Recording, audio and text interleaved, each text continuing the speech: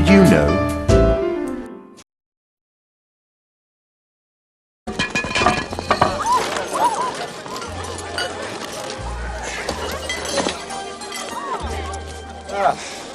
Venice.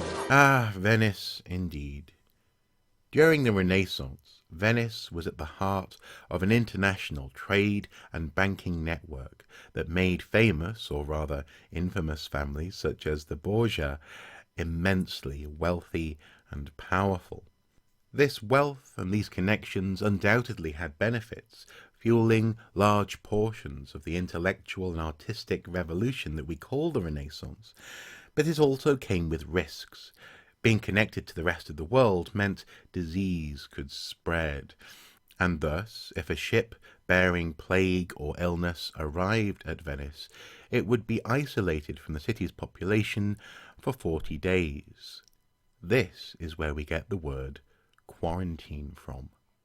Now, you see, that would be the easiest video in the world for me to make this week, wouldn't it? An Archae-Facts exploring the origin of the word quarantine, or charting the rise and fall of famous pandemics through history, bubonic plague, Black Death, yellow fever, typhus, illnesses like polio, on some sort of map. You know, this kind of thing would be topical, eminently clickable, but not necessarily helpful. And also, I think, bordering on the unnecessarily morbid on a day like this. You see, I've just waved the lovely Mrs. Soup off to work, and she works at a local hospital with profoundly vulnerable people whose immune systems have been actively lowered in order to enable treatment, people with kidney problems, for example. And she's very aware of being effectively a typhoid Mary, you know? The fact that you can have what we are calling at Archaeo Soup Towers the beer virus, not because the beer is bad, I quite like this beer with a nice bit of lime, but rather just because of algorithm reasons and YouTube, the beer virus. You can have it without being symptomatic for quite a while, for about 10 days or so. And she's very nervous about that. And the fact that this is touching so many people's lives right now, in various ways, if nothing else, just in terms of worry and concern. We also have friends who are particularly vulnerable, you know, asthma and this kind of thing, to this sort of illness. I'd much rather be helpful in those circumstances than merely topical, merely clickable in that sense. And so, therefore, I'm going to make a little list of activities, doable, readable, funnable things that you can have a go at, either to take your mind off what's happening in the world at the moment, or to keep you occupied if you find yourself self-isolating, as they're calling it, in the coming weeks or months. You see, I'm getting barrage at the moment on Twitter with very lovely, well-meaning people individually doing things. So museums making exhibitions available online, publishers making books free to read. Again, some really good links in this document.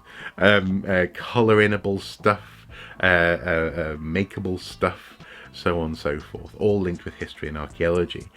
And so what I'm going to do is bring that together. I'm not taking credit for any of their actions. I'm just bringing it together in a document that I'll keep on updating. I'll share it in the video description below.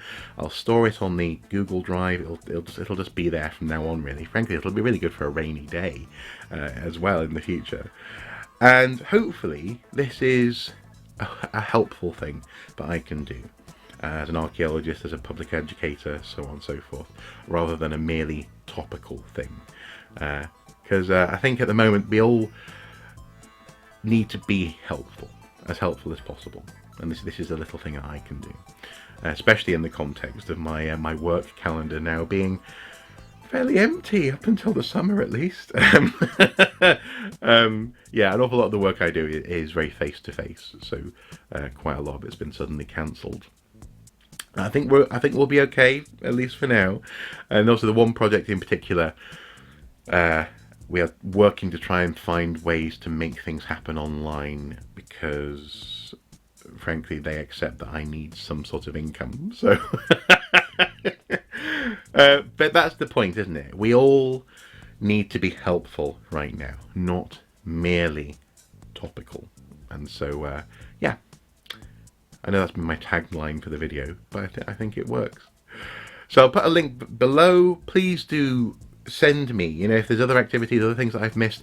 I want to try and find something, and maybe I'll ask some Egyptologists I know to recommend a link for learning hieroglyphics, not just the alphabet, but actually learning the grammar. I've got a brilliant book from the British Museum in my library back there that I could, yeah, I could read. Obviously I can read whenever I want, but I don't want to break copyright and share it by photocopying things for these links.